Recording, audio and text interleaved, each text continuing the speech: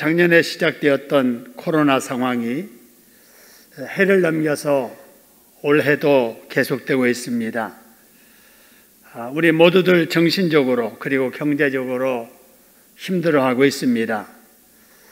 그래서 정부에서는 코로나 때문에 피해를 입고 지친 우리 소상공인들과 우리 국민들에게 재난지원금으로 위로하고 있습니다. 그런데 코로나로 인해서 가장 큰 피해를 입었는데도 불구하고 지원은커녕 오히려 비난의 대상이 되는 곳이 있습니다. 바로 그것이 교회요, 우리 성도들입니다. 여러분 한번 뒤돌아 생각해 보지요. 대구 신천지에서 코로나19 확진자가 집단으로 나온 이후로 여러분 언론에서 매일 교회에 대해서 부정적인 면들을 보도했었지요. 그럴 때 우리 정통 한국교회는 우리는 신천지와 다르다. 신천지는 이단이지만 우리는 아니다. 라는 말로 차별화하면서 스스로 위로를 받았습니다. 하지만 불신자들은 신천지와 정통교회를 구분하지 못합니다. 불신자들은 기독교에 대해서 잘 모르기 때문에 우리나 신천지인들이나 다 같은 종교로 보기 때문이지요. 그래서 당장 교회에 출석은 하지 않았지만 그래도 기독교에 대해서 긍정적인 마음을 가졌던 많은 미래 교인들이 교회에 대해서 마음을 닫아버리고 말았습니다. 교회 가지 않았지만은 나는 교회 가지 않아도 당신은 애 데리고 교회 나가 이러던 사람들마저 교회를 가면은 안 되는 곳으로 생각하게 만들었습니다. 그래서 여러분 지금은 불신자 전도, 특히 젊은이들 전도가 매우 어렵게 되어버렸습니다. 여러분 이랬으니 코로나 때문에 이보다 더 피해를 입은 곳이 교회 말고 또 어디가 있겠어요?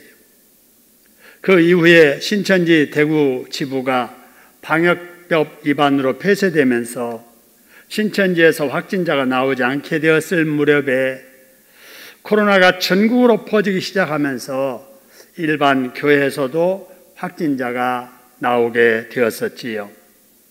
이런 일들은 전염병이 돌고 있는 상황에서 얼마든지 일어날 수 있는 일이잖아요. 그런데도 불구하고 기독교에 대해서 부정적인 생각을 가지고 있는 기자들과 그런 언론들에 의해서 보도를 해도 교회발 코로나 확진자 발생이라는 제목으로 보도를 하는 거예요.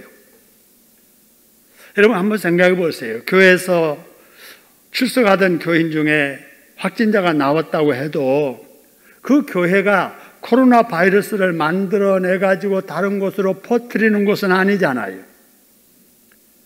교인 중에 사회활동을 하다가 누군가 모르게 자기도 모르는 사이에 감염되었으면 그 교인도 피해자이고 그 감염된 교인 때문에 그 교회가 어려움이 있게 되면은 교회도 피해자인데 그것을 교회발이라고 제목 붙여서 보도하는 것은 교회에 대해서 아주 부정적인 이미지를 심으려는 악의적인 행태입니다. 이런 보도를 아무 생각 없이 보는 국민들은 교회가 마치 코로나 바이러스를 퍼뜨리는 온상처럼 여기게 만들기 때문입니다. 여러분 이런 것들을 보면서 여러분 우리가 깨달아야 될 것이 있습니다. 그게 뭐냐? 언론에 한번 보도가 되면 그것이 사실이든 아니든 파급 효과가 굉장히 크다라고 하는 거예요. 보도하는 사람이 어떤 의도를 가지고 제목을 붙이고 어떤 내용을 보도하느냐에 따라서 일반인들에게 미치는 영향은 대단합니다. 긍정적인 사실이라도 부정적으로 전달되기도 하고 부정적인 사실이라도 긍정적으로 전달되기도 하는 것이 언론의 힘입니다. 그렇기 때문에 특히 성경의 진리나 교회에 대해서 보도할 때는 보도하는 기자에 의해 악의적으로 왜곡되는 일은 최소한 없어져야 할 일입니다. 여러분, 그러기 위해서 우리가 해야 할 일이 있습니다. 그게 뭐냐? 여러분, 우리가 이웃을 위해서 기도한다 하고 또 좀 범위를 넓혀서 위정자를 위해서 기도해야 된다 하는데, 여러분, 정말 우리가 이번에 느끼는 것이 언론을 위해서 기도해야 되겠다 하는 것입니다. 여러분, 언론이 치우치지 아니하고 왜곡 보도하지 아니하고 악의적으로 언론을 이용하지 아니하고 사실을 사실대로 보도할 수 있도록 기도해야 되고요. 한 걸음 더 나아간다면은 우리 청년들이나 우리 자녀들을 잘 키워서 언론기관에서 일할 수 있도록 해야 되겠다 하는 거예요. 믿음을 가진 우리 청년들이 각 언론의 분야, 방송 분야, 신문 회사에서 믿음을 가지고 있는 기자로 활동하고 기도하는 피드로 활동하고 전도하는 극작가로 활동하는 것이 우리가 해야 될 바로 방송 선교요 언론 선교인 줄로 믿습니다. 이번 기회에 이런 것도 좀 생각하고 우리 젊은이들 중에, 우리 학생들 중에, 여러분의 자녀들 중에 바로 언론에 나가서 이 사회, 언론을 위해서 일할 수 있는 기독교인들이 좀 많았으면 좋겠습니다. 우리나라 코로나19 한번 생각해 보지요. 1차 유행 때에는 신천지가 언론의 주목을 받았다면 2차 유행 때에는 전광훈 목사가 심호하는 사랑제일교회를 중심으로 해서 주목을 받았습니다. 그런데 지금 3차 유행 단계인데요. 지금 3차는 여러분 들어보셨을 거예요. 상주 BTJ 열방센터라는 곳이 주목을 받고 있습니다. 여러분, 이런 단체들이 언론의 주목을 받아서 혹 비판을 받더라도 자기들만의 일로 끝난다면 우리가 상관할 바가 아니지요. 그러나 앞서 말씀드린 대로 1차 유행 때 신천지 때문에 한국 정통교회와 성도들이 많은 피해와 오해를 받았잖아요. 여러분, 2차 유행 때에는 사랑제일교회 전광훈 목사 때문에 한국교회와 성도들이 도매금으로 부정적으로 피해를 입었잖아요. 그런데 이번 3차 때에는 상주 BTJ 열방센터라는 것 때문에 또 다른 피해를 지금 입고 있습니다. 여러분, 얼마 전에 JTBC 방송사에서 이에 대한 특집 방송을 3차례로 나누어서 방영했습니다. 이 방송을 보신 분들은 상주 BTJ 열방센터라는 곳이 교회와 관련을 있는 것 같은데 상당히 문제는 많다라고 느꼈을 겁니다. 그러면서도 여러분 이런 생각해 보지 않았나요? BTS 방탄소년단은 알겠는데 BTJ라는 단체는 도대체 어떤 단체인가? BTJ라는 단체가 인터콥이라고 하는데 인터콥이 도대체 어떤 단체이며 그곳에서 음모론을 주장한다고 하는데 이 음모론은 도대체 무엇인가? 이런 단체가 문제가 많은 것 같은데 무엇 때문에 많은 청년들과 젊은이들, 젊은 성도들이 이 단체에 참여하고 있을까라는 생각을 여러분 해보셨을 거예요. 여러분, 이런 문제는 나도 궁금해서 알아야 될 문제이지만 혹시라도 자녀들이 아니면 주변의 사람들이 내가 교회 다니는 걸 알기 때문에 이런 거에 대해서 물으면 뭐라도 좀 대답을 해줘야 되는데 참 대답해 주기가 궁하다 하는 생각을 여러분 했었을 겁니다. 따라서 우리 교회 모든 교역자들은 오늘 각자 맡은 부서에서 바로 이 문제에 대해서 설교하기로 했습니다. 그래서 저도 이 시간에 오늘 본문과 관련해서 요즘 문제가 되고 있는 이 인터콥과 BTJ에 관한 말씀을 나누려고 합니다. 오늘 여러분 말씀을 잘 들으셔서 이런 문제에 대해서 여러분이 먼저 이해를 하시고 이런 거에 대해서 잘 모르는 우리 자녀들과 우리 다른 사람들에게도 잘 가르쳐 주어서 여러분 우리가 믿어도 바르게 잘 믿어야 될 줄로 믿으시기를 소원합니다. 여러분 그렇게 해주실 줄로 믿고 우리 하나님께 감사 한번 드리겠습니다. 박수로 감사합니다. 여러분 먼저 언론을 통해서 알려진 상주 BTJ 열방센터라는 곳이 여러분 어떤 곳일까요? 여러분, 이것은 인터콥이라고 하는 단체가 운영하는 선교 훈련 센터입니다.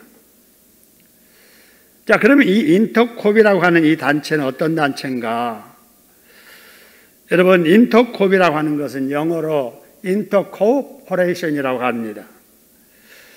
여러분, 이걸 다른 말로 국제협력단이라 이렇게 번역하기도 하고, 또 다른 말로는 전문인 국제협력단이라 이렇게 이름을 붙여 부르기도 합니다. 이 단체를 만든 사람은 최바울이라고 하는 사람입니다. 1983년도에 설립을 했습니다. 이 사람은 대학 시절부터 선교에 대한 열정을 가지고 또 선교사로 나가서 또 선교 활동도 했던 선교사입니다. 이 사람의 본문에 마태복음 9장 37절 38절에 추수할 것은 많은데 일꾼이 적다. 그러니 추수하는 주인에게 청하여 추수할 일꾼을 보내주소서라고 하는 이 말씀처럼 이 말세에 구원해야 될, 전도해서 예수 믿게 해야 될 이러한 영혼들은 많은데 선교할 사람들이 적으니까 선교를 하기 위해서 선교사들을 훈련하는 단체를 만들어야 되겠다 해서 만든 단체가 인터콥이라고 하는 선교 훈련 단체입니다. 여러분, 이 사람이 처음에 시작할 때는 순수했지요. 그의 이름이 바울이잖아요. 성경에 나오는 바울처럼 정말 열정적으로 순수하게 선교를 했었습니다. 동기와 출발이 좋았지요. 그런 사람이 이 단체를 이끌면서 그동안 자기 이름과 처음에 시작과는 맞지 않는 주장들을 간간히 해왔습니다. 그 대표적인 주장을 몇 가지 소개하면 이렇습니다.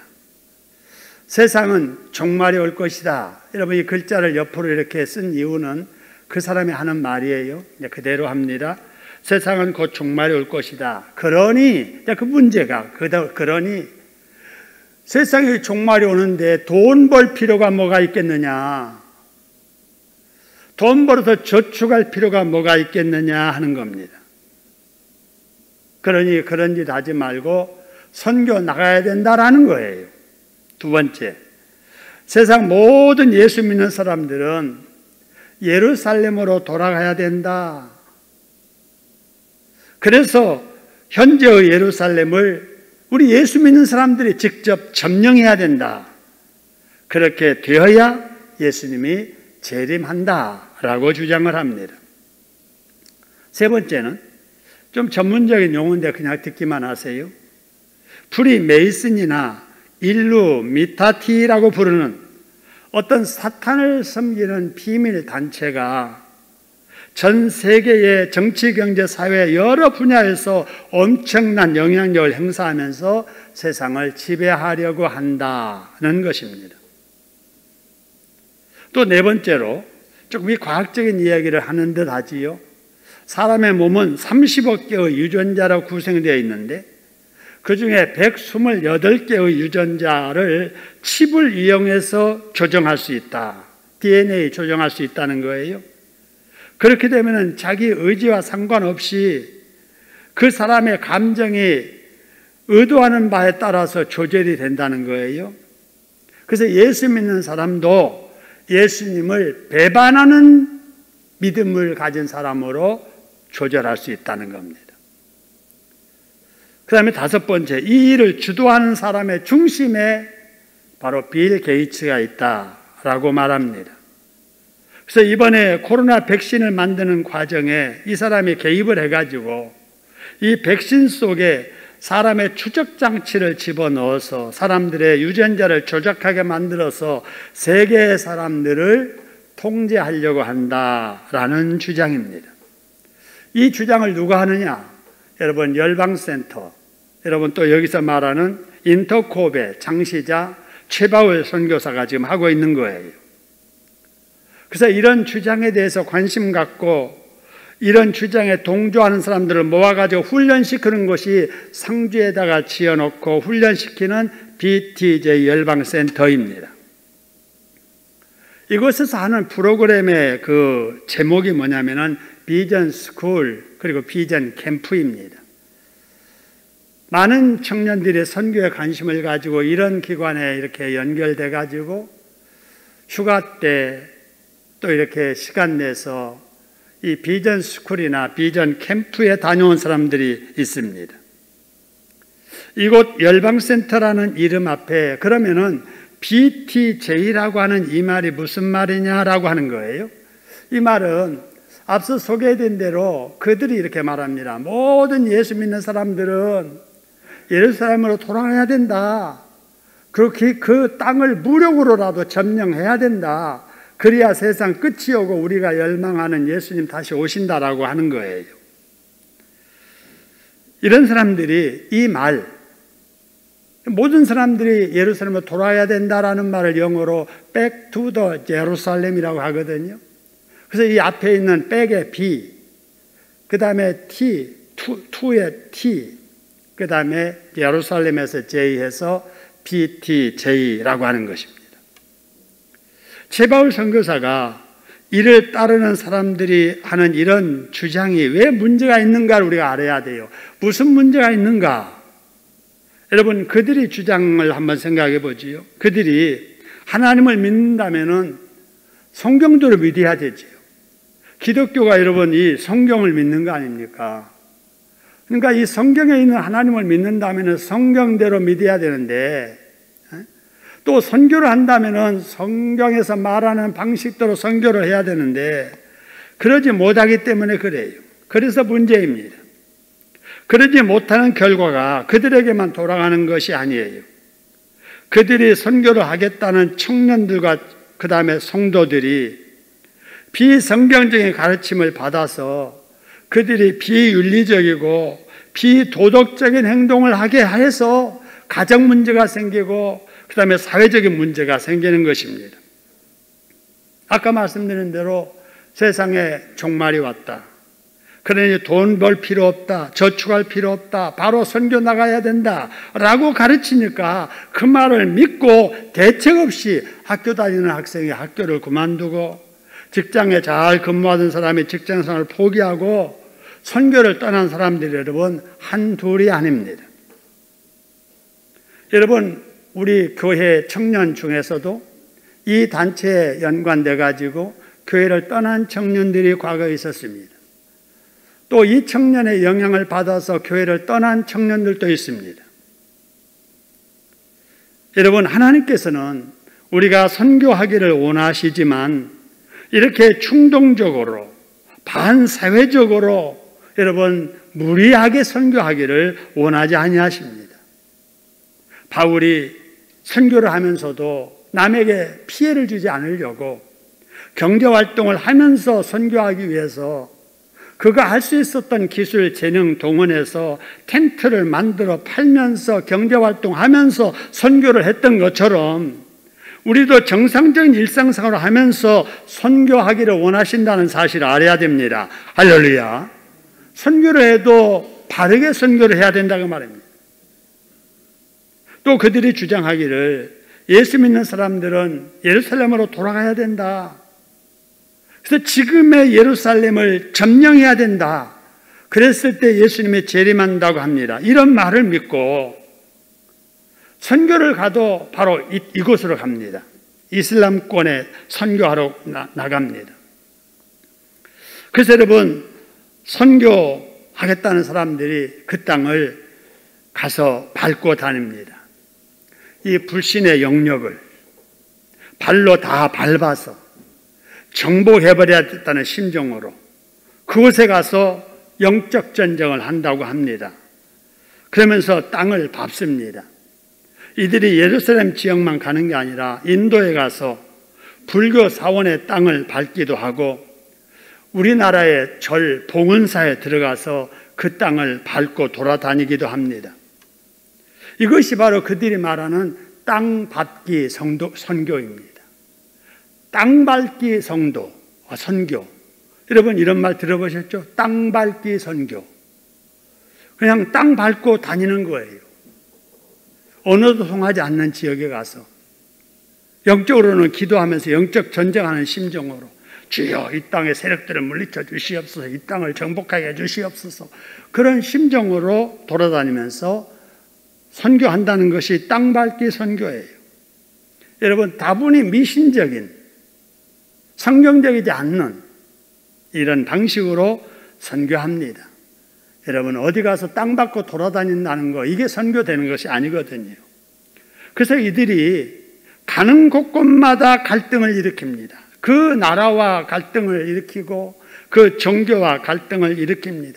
그 대표적인 사례가 뭐냐? 여러분 기억 속에 남아있는지 모르겠어요. 2007년 선교단 23명이 아프가니스탄에서 선교하다가 인질로 붙잡혀가지고 그 중에 2명이 살해된 사건이 있었습니다. 여러분, 연일 그때 우리나라에 사회적으로 큰 문제가 됐었지요.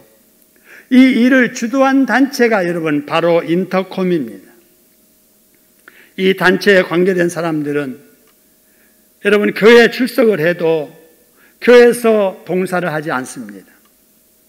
관심은 바로 이 선교 단체에 있는 거예요. 그래서 교회에서는 그냥 출석만 하고 봉사는 뭐 하더라도 뭐 대충 하고 어떻게 해서든지 자기 말에 동조하는 사람을 데리고 그 단체에 가서 선교 훈련 받아서 함께 선교 떠나게 하려는 이 일에 집중하는 거예요. 하나님께서는 선교를 해도 출석하는 교회를 중심으로 선교하기를 원하십니다. 할렐루야. 여러분, 교회 밖에서 성경 공부를 하고 교회 밖에서 선교 훈련을 받는 것은 대단히 위험합니다. 왜냐? 이단들이 다 이런 식으로 사람들을 유혹해내거든요. 여러분, 선교해야 됩니다. 그러나 선교가 성경적으로 선교를 해야 됨을 믿으시기를 소원합니다.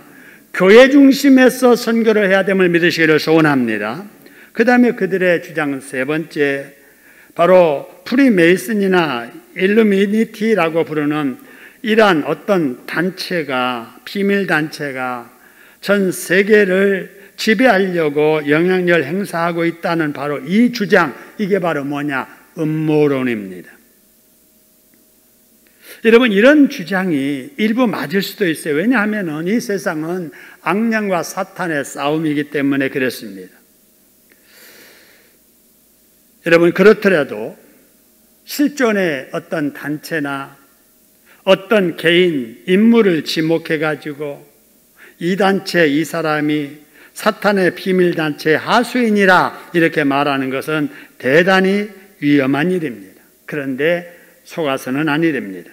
다음으로 그들의 주장 네 번째, 사람의 몸에 30억 개의 유전자가 있다. 그 중에 128개의 유전자는 어떤 외부의 유전자 칩을 이용해서 DNA를 조장할 수 있다. 그 사람의 감정과 생각, 인격을 바꿀 수 있다라고 주장하는 이 주장입니다. 여러분, 듣자 보면은 상당히 전문적인 말처럼 들리게 될 거예요. 그런데 인체 전문가들의 말을 빌리자면 사람이 칩을 몸에 이식해서 사람의 DNA를 조작하는 것은 전혀 불가능하다라고 합니다. 그럼에도 불구하고 이런 말을 듣고 나면 여러분 어떻게 되겠어요? 내가 이번 코로나19 백신 주사를 2월, 3월, 4월, 5월이 돼서 맞을 기회가 왔을 때 맞을까? 혹시 이란 백신 주사 맞으면 요한계시로 나오는 666 짐승의 표를 받는 것이 아닌가? 라는 생각에 두려움이 생길 거예요. 주저하게 될 거예요. 여러분, 그렇기 때문에 우리는 성경과 비슷한 상황을 만들어서 자꾸 두려움을 갖게 해서 사람을 그들이 원하는 쪽으로 몰고 가려는 이런 유혹에 빠지지 않도록 여러분 조심해야 됩니다. 이단들이 바로 이런 것을 이용해 가지고 자기들로 사람들을 미혹하기 때문에 그러지요. 우리는 거듭말하지만 믿어도 성경대로 믿어야 되고, 여러분 성경대로 바르게 잘 믿으려면은 성경대로 가르치는 지도자를 만나야 됩니다. 할렐루야. 자기도 모르게 여러분, 이단들이 있는 교회 가서 앉아 있으면은 자기도 모르게 자기가 이단이 되는 거예요. 인터국 같은 단체에 가서 훈련 받고 자꾸 그 사람들 말 듣다 보면은 그들의 말대로 그런 사람 돼버리는 것입니다. 여러분, 그러나 우리 교회는 저를 포함해서 우리 모든 교역자들이 성경을 성경대로 바르게 가르치는 분들인 줄로 믿으시기를 소원합니다. 여러분, 이 말세에 성도는 교역자 잘 만나야 돼요. 말세의 교역자들은 교인 잘 만나야 돼요. 그러지 않으면 아무리 진실하게 목회를 열심히 하려고 해도 목회가 잘못 만난 교인 때문에 할 수 없는 목회자도 있고요. 아무리 진실하고 바르게 믿으려고 해도 잘못 가르치는 사람 만나서 지도받기 시작하면 잘못될 수 있거든요. 여러분, 일상에 우리 누리는 복을 귀한 줄 알아야 됩니다. 여러분, 우리 좋은 교역자들 만남을 주신 우리 하나님께 감사하는 여러분 되기를 주님의 이름으로 축원합니다. 다음으로 5번째로 소개한 그들의 주장입니다. 여러분, 이러한 일들을 주도하는 중심에 빌 게이츠가 있으며 그가 코로나 백신을 만드는 과정에 사람 추적 장치를 집어넣어서 유전자를 조작시켜서 사람을 통제하려 한다라고 하는 바로 이 말. 그리고 여러분, 그 중에 문 대통령도 빌 게이츠의 하수인이라고 말하는 그 주장 말입니다. 대단히 위험한 말이잖아요. 빌 게이츠를 지목하고 빌 게이츠와 통화했다는 문 대통령을 지목해서 문 대통령도 빌 게이츠의 하수인이라고 주장하는 이 위험한 주장 말입니다. 여러분, 이것은 100% 추측이고 억측이고 팩트가 아닙니다. 사실이 아닙니다. 설령 그렇게 하려는 사람이 있다고 해도 그럴 수 없는 일이에요. 이게 바로 여러분 음모론입니다. 음모론. 조작된 주장을 하는 거예요. 꾸며낸 이야기를 하는 거예요. 여러분, 그런데도 불구하고 이런 주장을 그대로 믿고 따르는 이들이 있습니다. 그래서 이들은 코로나19라고 하는 바이러스를 무서워하지 않습니다. 확진자와 접촉했으니 검진을 받으라고 해도 그 집회에 참여했던 상당수의 사람들이 검진을 받지 않습니다. 여러분, 그렇게 하는 이유가 뭔가? 첫 번째로 그들이 말하기를 코로나 바이러스는 감염되어도 사망률이 낮다는 거예요. 나 걸려도 증상 없는데, 나 걸려도 안 죽는데 이 생각하는 거예요. 여러분, 젊은 사람들에게는 그럴 수 있지요. 근데 여러분, 그 다음 생각은 이들이 못하는 거예요. 얼마나 이기주의인가 보세요.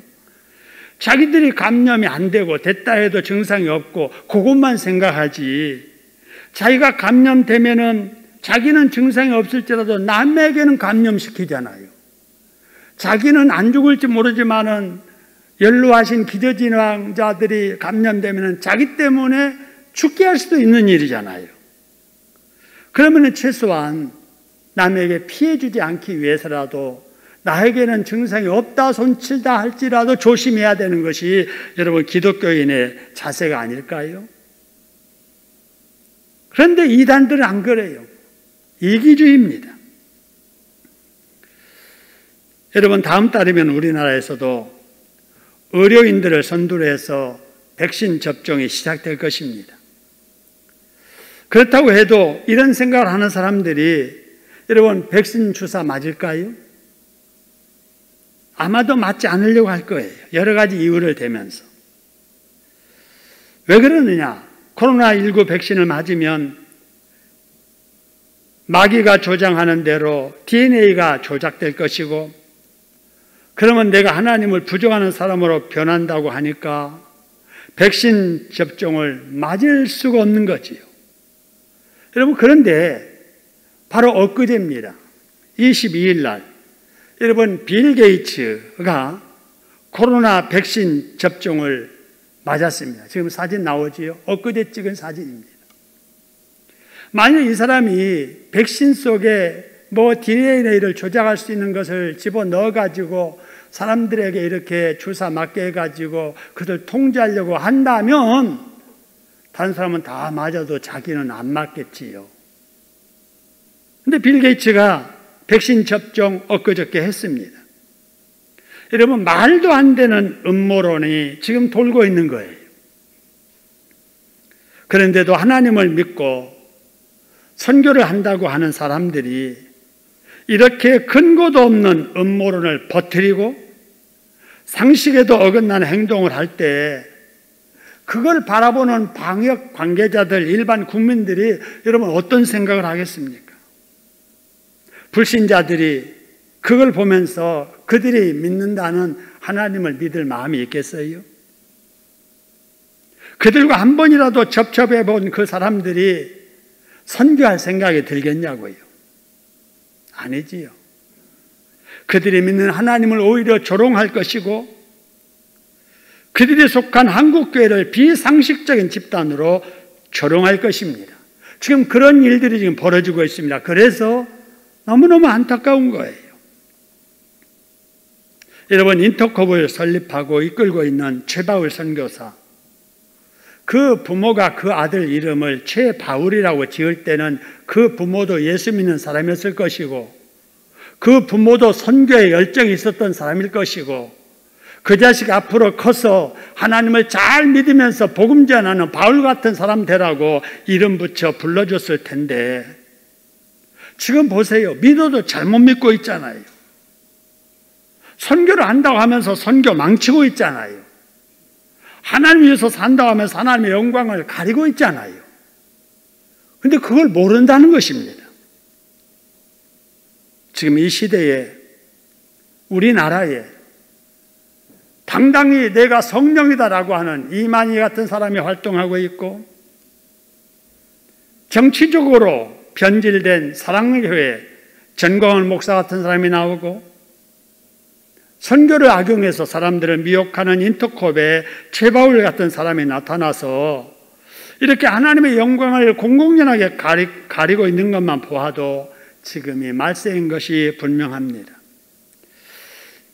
이들이 이렇게 성경에 어긋나는 주장과 행동을 하는 이유는 여러 이유 중에 가장 중요한 이유가 성경을 믿는다고 하면서도 성경을 바르게 해석하지 못하기 때문에 그래요. 왜 같은 문자로 된 성경을 같이 읽으면서도 다르게 해석을 할까? 그래서 오늘 본문의 32절, 34절의 말씀처럼 여러분, 사람들의 진리를 혼란스럽게 만드는 마귀, 귀신에게 미혹을 받았기 때문에 그랬습니다. 마귀는 시대마다 똑같은 성경을 읽으면서도 왜곡하게 만들어서 사람들을 미혹합니다.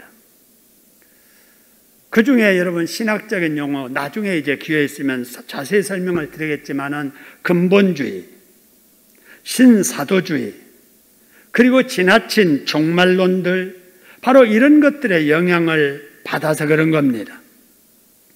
그래서 그들이 성경을 말하지만 성경과 다른 말을 하고 선교를 한다고 하지만 성경에서 말하는 선교가 아닌 선교를 하면서 오히려 불신자들에게 비난받고 선교를 막고 하나님의 영광 가리는 일들을 하고 있는 것입니다. 여러분, 그래서 한국의 보수 정통 장로 교단이 여러분 대한예수 장로의 합동측, 대한예수교 장로의 합신, 그리고 고신, 이런 교단들이 대표적인 한국의 정통 교단입니다. 이런 정통 교단에서 벌써 이 인터콥의 잘못된 것을 인지하고 2011년에 인터콥과 교류를 금지하기로 결의하고 이들이 진행하는 프로그램에도 참여하지 않도록 결정을 이미 했습니다. 여러분, 그러면 이런 안타까운 일들을 보면서 우리는 개인적으로 어떻게 해야 될까? 여러분, 마음가짐을 다져야 될 것이 첫째, 믿어도 성경적으로 바르게 잘 믿어야 된다는 것입니다. 할렐루야. 한번 따라 합시다. 믿어도 성경적으로 바르게 잘 믿어야 된다. 그러기 위해서 성경을 어떻게 해야 돼요? 많이 읽어야 돼요. 그래야 누가 무슨 말을 할 때 이거는 성경과 맞지 않다라는 것을 알게 되는 거예요. 그래서 그렇게 알아질 때까지 성경을 많이 읽어야 됩니다. 어느 한 구절, 어느 한 단어 가지고 성경을 해석하면 잘못될 수 있는데, 성경을 많이 읽어서 전체적으로 알게 되면은 여기에서는 이 말했지만 이 말이 여기에서는 이렇게 말해서 이 말과 이 말을 종합해 보면 이 말이구나 하는 것이 정리가 되는 거예요. 그러기 위해서 성경을 많이 읽어야 되고, 중요한 것은 그 다음에 설교를 들어도 어떤 설교를 드려야 돼요? 성경적인 설교를 드려야 됩니다. 여러분, 설교를 방송에서 여러분 많이 접할 수 있는데 들어보세요. 그래서 본문과 상관없이 제목 하나 딱 따가지고 그 제목 이야기 한다든지, 성경 본문 읽어놓고 세상 이야기, 인간 이야기, 사람 이야기 한다든지, 그래서 웃고 재미있는 것 같은데 끝나고 나면은 남은 것이 하나도 없는 이런 설교를 들으면 안 돼요. 여러분, 설교 시간은 사람 웃기는 시간이 아니고 세상 지식 전달하는 시간이 아니에요. 성경 말씀을 성경대로 풀어 설명해서 성경대로 살 수 있도록 도와주는 것이 설교인 줄로 믿으시기를 소원합니다. 제가 그렇게 설교하고 있잖아요. 우리 교육자들 그렇게 설교하고 있잖아요. 여러분, 설교 같은 설교라도 다 같지 않다는 사실을 기억하시고 성경적인 설교 듣기를 힘쓰는 여러분 되기를 주님의 이름으로 축원합니다. 여러분, 그 다음에 네 번째는 우리가 신앙생활을 해도 출석하는 교회 중심에서 해야 됩니다. 한번 따라합시다. 신앙생활을 해도 출석하는 교회 중심으로 해야 된다. 출석은 그 교회에 출석하고 은혜는 거기서 받으면서 활동은 딴 데 가서 하고, 은혜는 그 교회에서 받으면서 11조는 딴 데 하고, 여러분, 이러면은 성경적인 신앙생활이 아니에요. 밥은 이 식당에서 먹고 돈은 저 식당에다 내고, 그건 안 되잖아요. 그렇잖아요.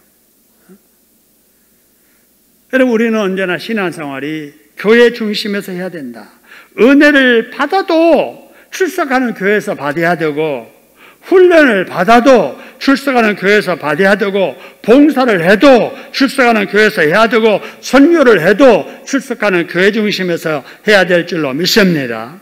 그래서 우리 젊은이들에게도, 우리 학생들에게도 이런 신앙생활을 잘 가르쳐야 됩니다.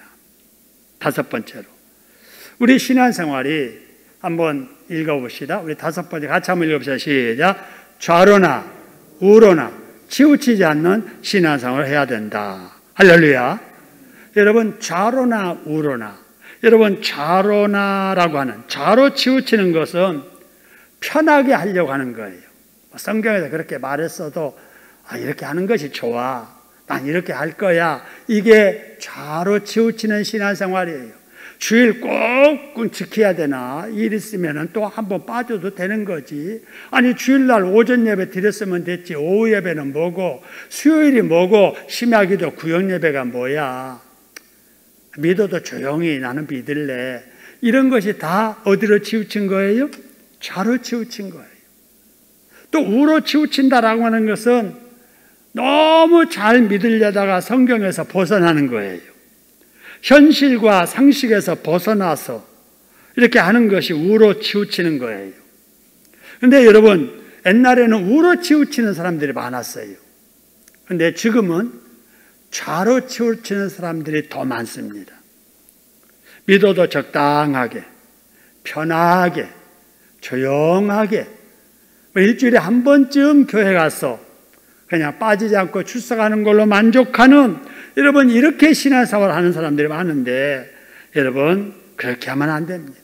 이왕에 여러분, 신앙생활 할 바에는 우리 하나님께 칭찬 듣게 신앙생활을 해야 될 줄로 믿으시를 소원합니다. 그러기 위해서 우리는 그동안에 코로나 때문에 흐트러진 신앙생활을 리셋, 다시 시작을 해야 됩니다. 리셋이 다시 시작하는 거예요. 여러분, 그래서 올해 우리의 이 표어가 2021년 리셋, 다시 시작하다는 것입니다. 그래서 이단의 믿음 빼앗기지 않도록 여러분 믿어도 바르게 잘 믿어서 사람들에게는 덕을 세우고 출석하는 교회를 유익해 하고 우리 하나님께는 영광을 돌리시는 저와 여러분 될 수 있기를 주님의 이름으로 축원합니다.